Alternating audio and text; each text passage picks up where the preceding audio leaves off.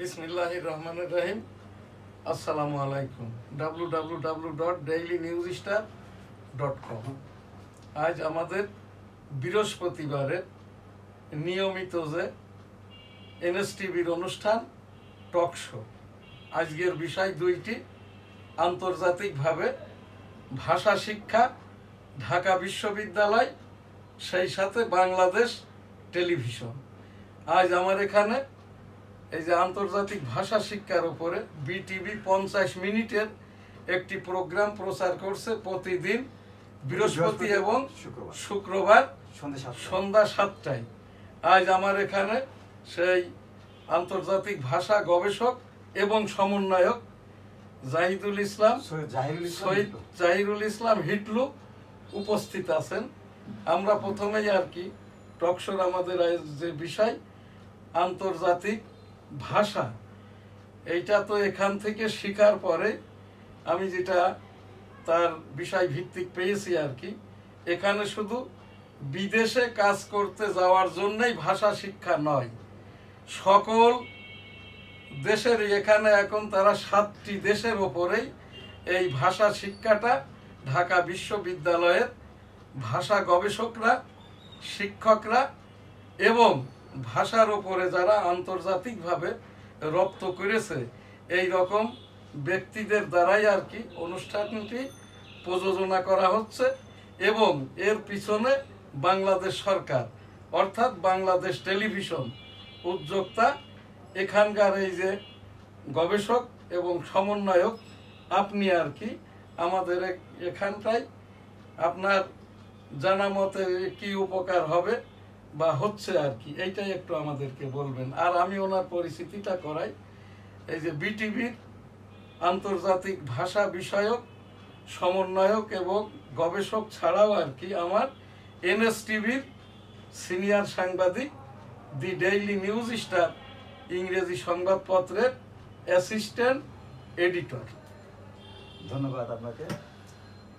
আমি এ পর্যন্ত 4টি পর্ব আমার বাংলাদেশ টেলিভিশনে প্রচারিত হয়ে গেছে। প্রতি বৃহস্পতিবার এবং শুক্রবার সন্ধ্যে 7টার দিকে বাংলাদেশ টেলিভিশনে আমার এই অনুষ্ঠানটি প্রচার হয়। অনুষ্ঠানের মূল বিষয়বস্তু হচ্ছে ভাষা, আন্তর্জাতিক ভাষা নিয়ে এটা সম্প্রচার করা হয়। যে সমস্ত বাংলাদেশি ভাই এবং বোনেরা বিদেশে যাচ্ছেন, যে দেশে যাচ্ছেন সেই দেশের ভাষা মোটামুটি একটা ধারণা যাতে নিতে পারে। কয়টি দেশ নিয়ে কাজ করছেন? আমি এখন 7টি দেশ নিয়ে কাজ করছি। তার মধ্যে হচ্ছে জাপান, চায়না, মালয়, কোরিয়ান, আরবি এবং স্প্যানিশ, ফরাসি, এই মোটামুটি 7টি ভাষা নিয়ে কাজ করছি। আমরা এখানকার স্টুডেন্ট কারা? এরা বিশ্ববিদ্যালয় ছাত্র না সকলেই? না, এখানে হচ্ছে ওপেন টু অল। না না না, এটা আমরা রেকর্ডিং করছি ঢাকা বিশ্ববিদ্যালয় আধুনিক ভাষা ইনস্টিটিউট থেকে। ওখানে যে সমস্ত ছাত্রছাত্রীরা ভর্তি আছেন এবং তাদের যারা ওখানে লেখাপড়া করেন, আমরা মূলত ঢাকা বিশ্ববিদ্যালয় আধুনিক ভাষা ইনস্টিটিউটে গিয়ে বিটিভির টিম গিয়ে ওখানে আমরা এটা রেকর্ডিং করি এবং ওখান থেকে রেকর্ডিং করে নিয়ে এসে বিটিভির এডিট করে দেন আমরা এটা প্রচার করি। এবং এই প্রোগ্রামগুলো তো শেষ হওয়ার পরে, প্রচারের পরে আর্কাইভে থেকে যাচ্ছে বিটিভি। প্রচার হওয়ার পরে এরপরে এটা আর্কাইভ থেকে যাবে এবং কি ইউটিউবেও যাবে বাংলাদেশ টেলিভিশন। আচ্ছা, বিটিভিতে যাবে। এখানে যদি কেউ মনে করে আর কি, তাহলে তারা তো ইউটিউব সার্চিং দিয়ে দেখতে পারবে, দেখে নিতে পারবে। এখন আপনার এই মূলত কোন দেশটার উপরে বেশি জোর দেওয়া হচ্ছে? কি মধ্যপ্রাচ্যের দেশ? আমরা এই পর্যন্ত জাপান এবং কোরিয়ান, এই 2টা ভাষা এবং চায়না ভাষা, মূলত 3টা ভাষা বেশি রেকর্ডিং করেছি। এটা তো আপনার রাউন্ড ইয়ারেই চলবে, এই প্রোগ্রামটা চলবে। আমার এখান থেকে এই যে এনএসটিভির আমার যে সাংবাদিক মহোদয় যে মহতি কাজটা করছেন, উনি যে প্রোগ্রামগুলো এই যে ঢাকা বিশ্ববিদ্যালয়ের ভাষা ইনস্টিটিউট থেকে আন্তর্জাতিক রেকর্ডিং হয়ে বিটিভির মাধ্যমে বৃহস্পতি শুক্রবার সন্ধ্যা 7টায় প্রচার হচ্ছে। এছাড়াও আর কি আমরা আমাদের এই এনএসটিভি থেকেও আর কি আমাদের টকশো প্রোগ্রামে মাসে একদিন করে আর কি এর ওপরেই আমরা সামারাইজ করে এই যে এই গবেষক এবং সমন্বয়কের মাধ্যম দিয়েও আমাদের এই প্রোগ্রামটি প্রতি মাসের শেষ বৃহস্পতিবার আর কি একবার করে 3 মিনিটের আকারে আমরা টক শো আকারে এইটা প্রচার করব। এই প্রোগ্রাম আপনাকে ধন্যবাদ। আমার এখানকার যে NSTVর আজকের এই অনুষ্ঠান পরিচালক মুস্তাফিজুর রহমান গোলদার, আপনাকেও ধন্যবাদ। আজ আমাকে যে অনুষ্ঠানটি এখন দিয়েছেন, এইটা হলো গতকাল 17 সেপ্টেম্বর ছিল বিশ্ব গণতন্ত্র দিবস, ওয়ার্ল্ড ডেমোক্রেটিক ডে। সেই হিসাবেই ইউনাইটেড স্টেট অফ আমেরিকার প্রেসিডেন্ট বর্তমানে গ্রেট ব্রিটেনে অবস্থান করছে। যতটুকু এখান থেকে খোঁজ খবর নিয়ে আমরা জানতে পেরেছি আর কি, হয়তোবা বিশ্ব গণতন্ত্র দিবসের এই দিনে ওই প্যালেস্টাইন রাষ্ট্রটাকে আমেরিকা এবং ব্রিটেন একযোগে স্বাধীনতার ঘোষণা বা সমর্থনটা দিবেন। সারা বিশ্ব তাই চাই, প্যালেস্টাইনটা স্বাধীন একটি দেশ হোক। ওই প্যালেস্টাইনে ইতিমধ্যে তো 65,000 মানুষ এই বেঞ্জামিনরা ইসরায়েলিরা মেরে ফেলেছে, 1.5 লাখের ওপরে অসুস্থ। প্যালেস্টাইনের সারাউন্ডিং এরিয়াটা 10,000 বর্গ কিলোমিটার। এখানটা থেকে 75 লক্ষ মানুষ বসবাস করত। এখন এই প্যালেস্টাইনের জনসংখ্যা আছে 62 লক্ষ। এখানকার অধিকাংশ মানুষই এখন উদ্বাস্তু। ইতিমধ্যে তো এই যে বেঞ্জামিন নেতানিয়াহু ঘোষণা দিচ্ছে 40 ভাগ গাজা উপত্যকা, অর্থাৎ প্রায় 160 বর্গ কিলোমিটার দখল করে নিয়েছে। আমাদের এই ঢাকা সিটিটা উত্তর দক্ষিণ মিলে 450 বর্গ কিলোমিটার। গাজা উপত্যকাটাও এই ঢাকা সিটির মতোই একটি উপত্যকা বা ওই যে সমুদ্রের পাড়ের শহর আর কি, কক্সবাজারের মতো। এই জায়গাটাই আর কি আমার এখান থেকে NSTV টেবিল থেকে বিশ্ব গণতন্ত্র দিবসের ওপরে আর কি এই প্যালেস্টাইনিদের জন্যই আর কি এবারের এই যে 2025 সালের 17 সেপ্টেম্বরের বিশ্ব গণতন্ত্রটা হোক প্যালেস্টাইনের। বিশ্ব গণতন্ত্রের 17 সেপ্টেম্বর দিবসটা হোক গাজাবাসীদের জন্য। আন্তর্জাতিকভাবে আমি সেই 1987 সাল থেকে আমার যেটা গণতন্ত্র গবেষণা সংগঠন ডেমোক্রেটিক বাংলাদেশ, এরশাদ বিরোধী আন্দোলনে প্রতিষ্ঠা করি। আমি প্রতিষ্ঠাতা প্রেসিডেন্ট এম শাহজাহান আলী গোলদার। আমি 1971 সালের রণাঙ্গনের 265 দিনের মুক্তিযোদ্ধা। মুক্তিযুদ্ধ করতে যেয়ে শব্দ দূষণে আমার বাম কানটা নষ্ট হয়। আমার পিতা মরহুম হাজী মধু গোলদারও যুদ্ধহত মুক্তিযোদ্ধা ছিলেন, মাতা মরহুমা হাজী বেগম খায়রুন্নিসাও মুক্তিযোদ্ধা। এই গণতন্ত্র, স্বাধীনতা, দেশ, ভাষা ইত্যাদির জন্যই আর কি তখন আমি ওই 9-10 বছর বয়সে আর কি, কেউ আমাকে বলে নাই, ফোর্স ক্রিয়েট করে নাই, একটি দেশ পাইব, একটি ভাষা পাইব, একটি স্বাধীনতা পাইব, একটি গণতন্ত্র পাইব, ইসলামিক মূল্যবোধ পাইব। এইটাই আমার সেই সময়তেই নাড়া দিয়েছিল। সামনের ওপরে মরতে দেখেছি শত শত। এখানে আর কি আমরা রাজাকার বা যারা, তখন তো এই দেশটা বাংলাদেশ হয়নি, পাকিস্তান রাষ্ট্রের পূর্ব পাকিস্তান প্রদেশ, সেই জায়গাটাই আর কি এই দেশ পাইব, ভাষা পাইব, ধর্ম পাইব ইত্যাদি ইত্যাদি, এর জন্যই আর কি মুক্তিযুদ্ধটা করেছি। আজকে 17 সেপ্টেম্বর বিশ্ব গণতন্ত্রের এই দিবসে আমাদের বাংলাদেশটাও মুক্ত গণতন্ত্র হোক। বাংলাদেশে গণতন্ত্র আছে, বিশ্বের যদি কোথাও কোনো গণতন্ত্রের ছিটে ফোঁটা থেকে থাকে তার আধা ফুটা বাংলাদেশেও আছে। আর তা যদি না হইতো 91 এরশাদের পতন হইতো না। ওই সেই 1975 সালের এই শেখ মুজিবকে, বঙ্গবন্ধুকে খুন করার পরে 1977 সালের তৎকালীন মেজর থেকে জেনারেল, পরবর্তীতে বাংলাদেশের বৃহৎ এক অংশের গণতন্ত্রের, মানুষের ধর্মীয় মূল্যবোধের প্রথম হয়েছিলেন নেতা, তারপরে রাজনীতিবিদ, তারপরে রাষ্ট্রপতি। সেই জিয়াউর রহমানও কিন্তু এই যে গণতন্ত্রকে এই যে সমর্থন করে স্যালুট জানিয়ে 1977 সালের ফেব্রুয়ারি মাসে পিপুল কনসেনসাস ভোট দিয়েছিল, অর্থাৎ জনগণের মতামতের ওপরেই আর কি, যেটাকে বিএনপি একটু ছোট করেই বলে থাকে বিএনপি নেতারা, কারণ ওনারা তো ইতিহাসটা জানে না, গণতন্ত্রও পড়েন নাই আর কি।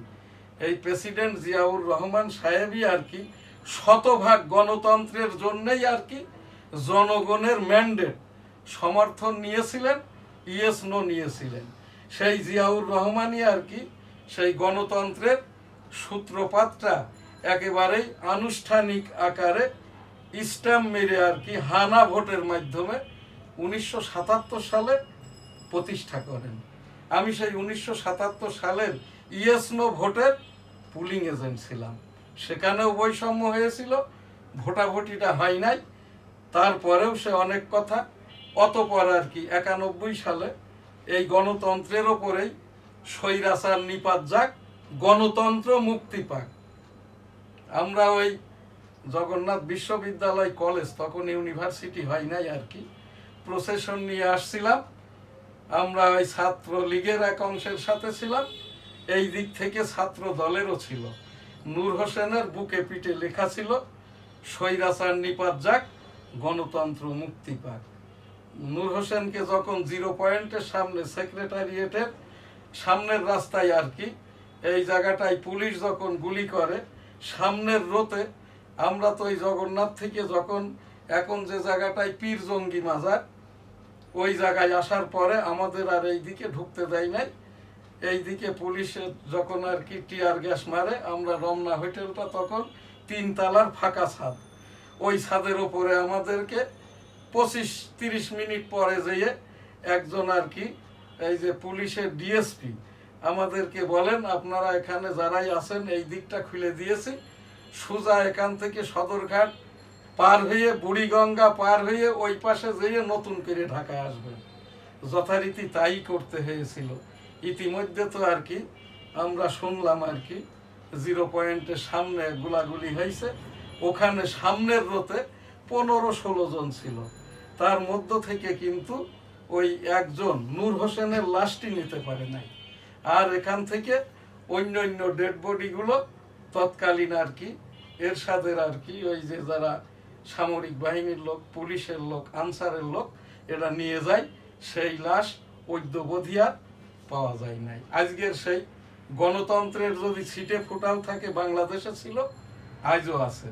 যেটুক ব্যত্যয় বৈষম্য সরকার, স্বৈরাচারিণী শেখ হাসিনা, এইটা তার ব্যক্তিগত পরিবারগত, তার কিছু বিশেষ চাটুকর এই যে যারা আর কি অনির্বাচিত এমপি মন্ত্রী, বিশেষ করে আইন মন্ত্রী, তথ্যমন্ত্রী, এদের কথার কারণেই আর কি সেই সরকারের ছাত্র জনতার যে আন্দোলন 2024-এর 5 আগস্ট এক দফারি আন্দোলন ছিল, মুক্তিযুদ্ধ এবং কোটা, শেষ পর্যন্ত সেই আন্দোলনে ছাত্র জনতার সফলতা, গণতন্ত্রের বিজয়।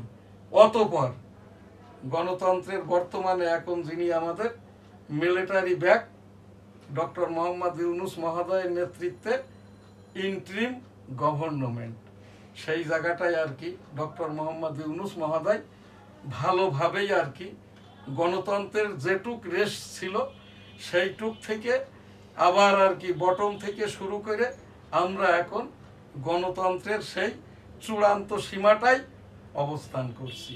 ডক্টর মোহাম্মদ ইউনূস মহোদয় আজই বলেছেন আর কি যে কতিপয় ব্যক্তি ভোটটা পিছানোর জন্যে, গণতন্ত্রকে হেয় প্রতিপন্ন করার জন্যে, জনগণকে মবের দিকে ফিরাইয়ে দেওয়ার জন্যে ভোটটা পিছনের পাইতারা করছে। 18,17,00,000 জনগণের প্রতি গণতন্ত্রের, বিশ্ব গণতন্ত্রের এই দিবসে বাংলাদেশের যে 14 কোটি ভোটার কাছে আছে, আমার এই এনএসটিভির টেবিল থেকে আমি গণতন্ত্রটা নিয়ে এর ওপরেই আমি আমার পলিটিক্যাল সায়েন্সের পোস্ট গ্রাজুয়েশনে ক্রেডিট ছিল, ক্রেডিট ছিল আমার গণতন্ত্র, স্বৈরতন্ত্র, ফ্যাসিবাদ, নাৎসিবাদ, ভোটাভুটি, সংসদ, সংবিধান। লেখাপড়ায় আমি যতটুকু শিখেছি জেনেছি আর কি। জনগণ যদি সোচ্চার হয়, জনগণ যদি বলে ফেব্রুয়ারির ভোটটা আমরা দিব, কতিপয় ওই কয়েকটা ব্যক্তি কি বলল না বলল, অন্তর্বর্তী সরকার প্রধান বলছেন, মাননীয় রাষ্ট্রপতি বলছেন, মাননীয় প্রধান বিচারপতি বলছেন, ইনাদেরকে যারা ব্যাক করছেন সামরিক আইন প্রধান ওয়াকারুজ্জামান সাহেব, এই জায়গাটাই আর কি আমরা ভোট দিতে চাই, ভোট করতে চাই, এবং যারা ভোট দেওয়ার বিষয়ে বৈষম্য করছে তাদের পরিস্থিতিটা সমাজে আমরা উন্মোচন করতে চাই। আজকে এই গণতন্ত্রের এইরকম একটি সুন্দর দিবসে, বিশ্ব গণতন্ত্র দিবসে, যারা গণতন্ত্রের নামে, ভোটের নামে, ধর্মীয় মূল্যবোধের নামে অধর্ম করছে, অগণতন্ত্র করছে, এইটা আমি আর কি এই দেশের জনগণের ওপরেই আর কি আমার এই এনএসটিভির টেবিল থেকে অভিযোগ আকারে উপস্থাপন করলাম।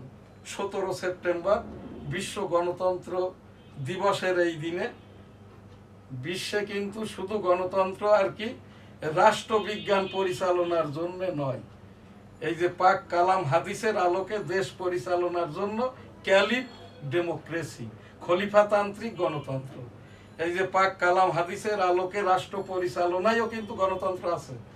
এখানে স্বৈরতন্ত্র নাই, এখানে এই সামরিকতন্ত্র নাই, এখানে কোনো ফ্যাসিবাদ নাই, নাৎসিবাদ নাই, এখানে কমিউনিজম নাই। পাক কালাম হাদিসের আলোকেই ইসলামিক খলিফাতান্ত্রিক গণতন্ত্রটা আছে, যার আংশিক আমাদের এই দেশে চলমান। আমি আশাবাদী নই গণতন্ত্রের ওপরে, বাংলাদেশের ওপরে, এই যে যুদ্ধ বিগ্রহের ওপরে, স্বাধীন দেশের ওপরে, মুক্তিযুদ্ধের ওপরে আমার এই জায়গাটাই এই যে আজকে গণতন্ত্রের এই দিনে এই গণতন্ত্র রক্ষার্থে বিশ্বব্যাপী গণতন্ত্রের শুরু থেকে এই পর্যন্ত যারা শহীদ হয়েছে সকলের বিদেহী আত্মার শান্তি কামনা করি, জান্নাত কামনা করি। আস্তাগফিরুল্লাহ, রব্বুল আলামিন এদেরকে কবুল করে নিন। আমাদের বাংলাদেশে গণতন্ত্রের নামে যারাই বৈষম্য করছে তাদের আসল চরিত্র রব্বুল আলামিনের কাছেই বলবো আর কি, এইটা উন্মোচন করে দেন। এই যে ইসলামিক নাম নিয়ে যারা অন ইসলামিক কাজ করছে, এই যে ফিতনা ফ্যাসাদ করছে, আমরা উই আর আন্ডার মার্শাল্লাহ অন্তর্বর্তীকালীন এর মধ্যে ইসলামের নামে যে 7টি রাজনৈতিক দল, আমি একজন আমলি পীর হিসাবে দায়িত্ব নিয়েই বলছি, এরা কেউই আলেম উলামা নয়, আল্লাহওয়ালা নয়, হাফিজি হুল্লা নয়, পাক কালাম হাদিসের আলোকের যেটা ক্যালিফ ডেমোক্রেসি এরও লেখাপড়া জানা কেউ নয়। এরাই আর কি মাননীয় প্রধান উপদেষ্টা খুব গুরুত্বপূর্ণ কথা বলেছেন আর কি, ভোট পিছানোর জন্য কতিপয় ব্যক্তি, কতিপয় রাজনৈতিক দল এই যে নৈরাজ্য করছে। রাব্বুল আলামিন যেহেতু আমরা অন্তর্বর্তীকালীন পিরিয়ডে একটি ভালো অন্তর্বর্তী সরকার প্রধান পেয়েছি, ডক্টর মোহাম্মদ ইউনূস মহোদয়ের বয়সটা 90-এর কাছাকাছি, চাওয়া পাওয়ার ওনার আর কিছুই বাকি নাই।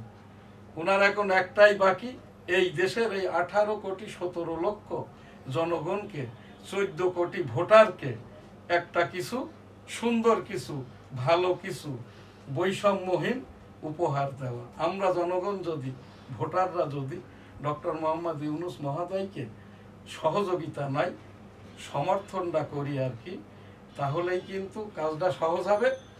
আমি আশাবাদী নই ফেব্রুয়ারিতে, এখন যেহেতু সেপ্টেম্বর মাস, অনেক সময় বাকি, 90 দিনের ভিতরেই শাহাবুদ্দিন মহোদয় নির্বাচন করে নজির নয় ইতিহাস করে গেছেন।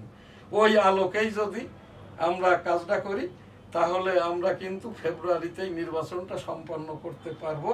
আমার এখান থেকে একটু উপস্থাপনা, আইসিটি অ্যাক্টে যেটা আছে, এখন এই যেরকম সমাবেশ করা যায় না, অনৈতিক কথা বলা যায় না, সংবিধানে যেটা নাই, এই যে সামরিক তন্ত্র নয়, গণতন্ত্রে যেটা নাই, ইসলামিক ধর্মীয় মূল্যবোধে যেটা নাই, এই কথাটাও কিন্তু আইসিটি অ্যাক্টের আওতায় এটা বেআইনি আর কি। তো আমার এখানটায় বিশ্ব গণতন্ত্র দিবসের এই দিনে আমি বাংলাদেশের ফেব্রুয়ারির যে নির্বাচনটা সুষ্ঠু সুন্দরভাবে ডক্টর মোহাম্মদ ইউনূস মহোদয় করুক। আমরা যারা মিডিয়ার লোক, আইনজীবী, দেশের জনগণ, ভোটার, আমরা সকলেই ডক্টর মোহাম্মদ ইউনূস মহোদয় আপনার সরকারের সাথে আছি। আলহামদুলিল্লাহ, আজকের অনুষ্ঠান এখানেই শেষ করছি। আল্লাহ হাফেজ। এখনকার কয় মিনিট হয়েছে গো? এখনকার যে ছোট ছোট প্রোগ্রামগুলো, এইগুলো আমি এখানটাই করেই প্রোগ্রাম শেষ করব। আর 5 মিনিটেই হজ উমরা। লাব্বাইক আল্লাহুম্মা লাব্বাইক, লাব্বাইক লা শারিকা লাকা লাব্বাইক, ইন্নাল হামদা ওয়ান নিয়ামাতা লাকা আল মুলক লা শারিকা লাক। রাব্বুল আলামিন পাক পরওয়ারদিগার বিশ্বের সকল মানুষকে একবার করে হজ উমরা করার তৌফিক দান করুন। আস্তাগফিরুল্লাহ, আমিন। এখানে আমার একটি উপস্থাপনা। এবারের হজ প্যাকেজ 6 লক্ষ টাকা, নিবন্ধন 70,000 টাকা।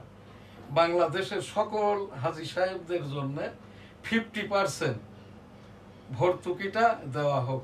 বাংলাদেশ হজ ফান্ডে আমি খোঁজ নিয়ে জেনেছি এখানে হাজার হাজার কোটি টাকা অব্যবহৃত অবস্থায় পড়ে আছে। আর এর থেকে যদি প্রত্যেকটা হাজী সাহেবের জন্য এই যে 50% অর্থাৎ 3 লক্ষ টাকা করে জেনারেল ভর্তুকিটা দেওয়া হয়, তাহলে এই দেশের অনেক মানুষজন আর কি, বিশেষ করে যারা ওই জমি জায়গা বিক্রি করে আর কি হজে যায়, তাদেরকে জমি জায়গাটা বিক্রি না করেই এই যে ধর্মীয় কর্মকাণ্ডটা পালন করতে পারবেন আর কি। এখন এখানকার যে প্রোগ্রাম আমাদের এখানে ইসলামিক প্রোগ্রাম, বাইতুল মুকাররম কাকরাইল।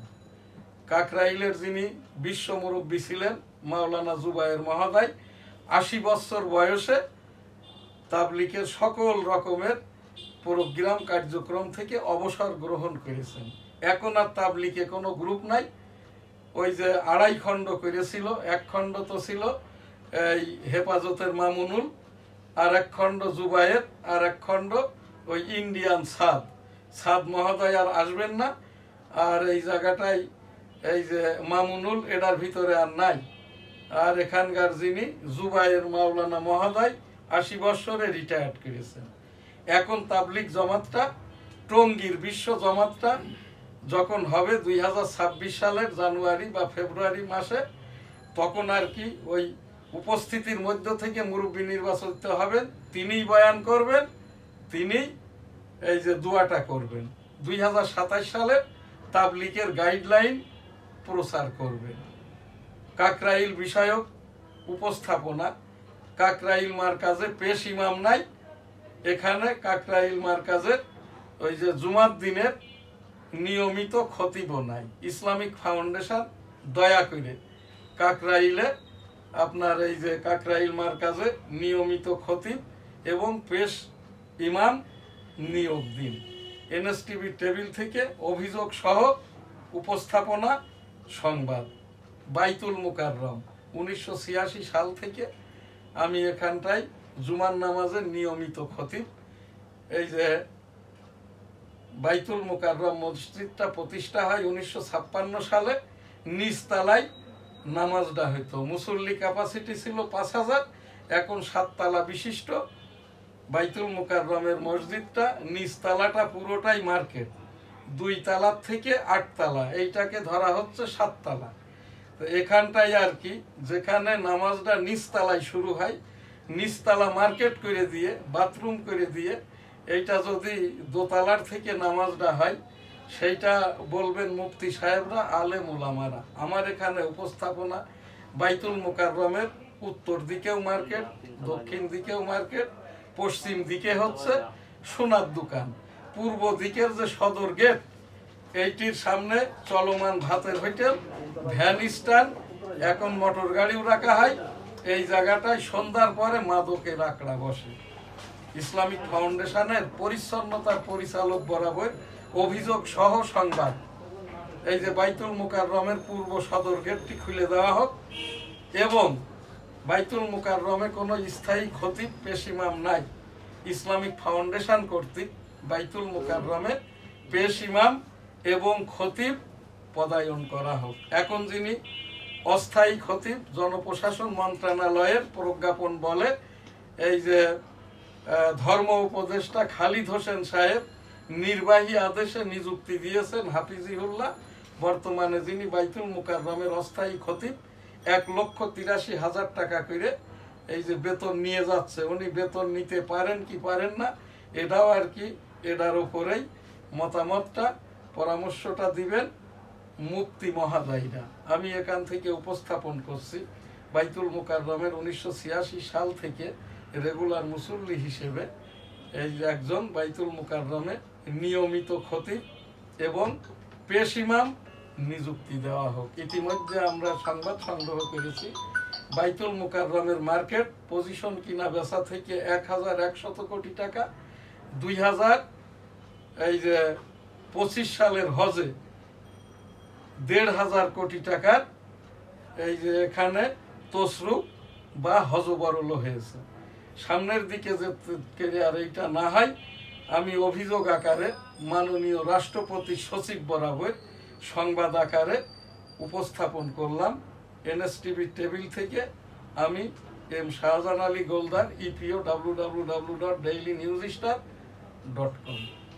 আজ আমার এখানে 1971 সালের রণাঙ্গনের 265 দিনের আমি মুক্তিযোদ্ধা।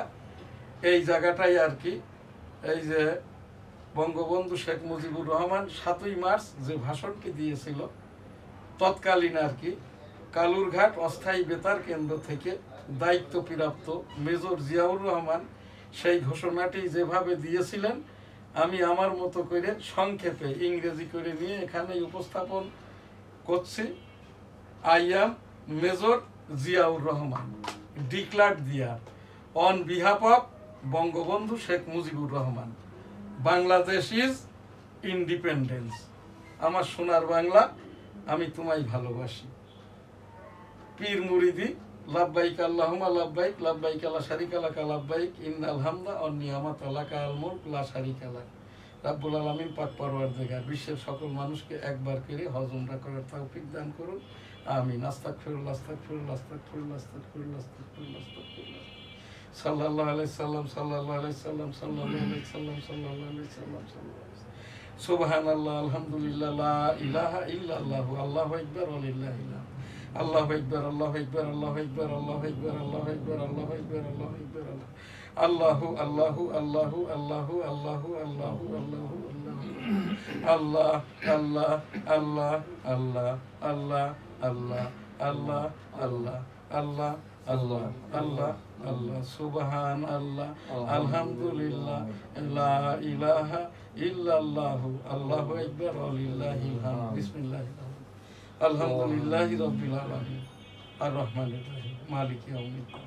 ইয়াকা নাবুদু ওয়া ইয়াকা নাস্তাঈন, ইহদিনাস সিরাতাল মুস্তাকিম, সিরাতাল লাযিনা আনআমতা আলাইহিম গায়রিল মাগদুবি আলাইহিম ওয়ালাদ-দাল্লিন, আমিন। আজকের আমাদের সকল প্রোগ্রাম এখানেই শেষ করছি। আলহামদুলিল্লাহ, আল্লাহ হাফেজ, আসসালামু আলাইকুম।